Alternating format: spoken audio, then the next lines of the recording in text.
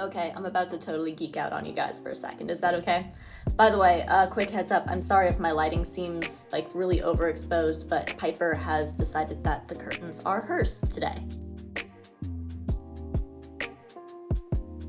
Okay, back to the nerdy stuff.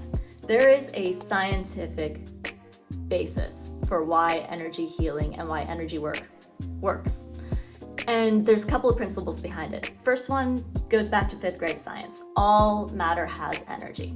So depending on whether it's a more quick energy like gases where it's all like, pinging off the walls and everything, or it's a liquid that's flowing, if it's a solid, even that matter does not stop. It's just all little particles are vibrating in place really quickly, right?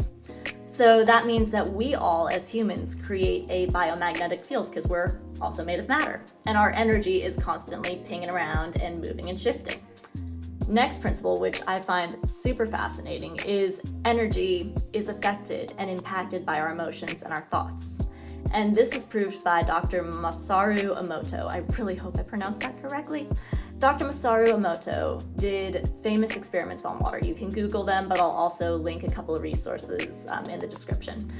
And what he did was he took about 30 samples of water, I believe. And he subjected each sample of water to different positive intentions and emotions. Some he would intend, I love you, you're beautiful. And he would either say these out loud or he would intend them. He would subject them to all these different emotions. Another side and another sample, he subjected to a bunch of negative intentions, negative emotions, negative affirmations. You disgust me, you're ugly, I hate you. Okay, so he does this for about a month. Then he freezes those samples and looks at the ice under a microscope. And he found that all the samples that he exposed to loving positivity created these beautiful ice crystals, symmetrical, snowflake-like, just gorgeous. The negative ones that he exposed to the negative intentions all created these distorted, asymmetrical, broken up, kind of ugly crystals. So what does that mean?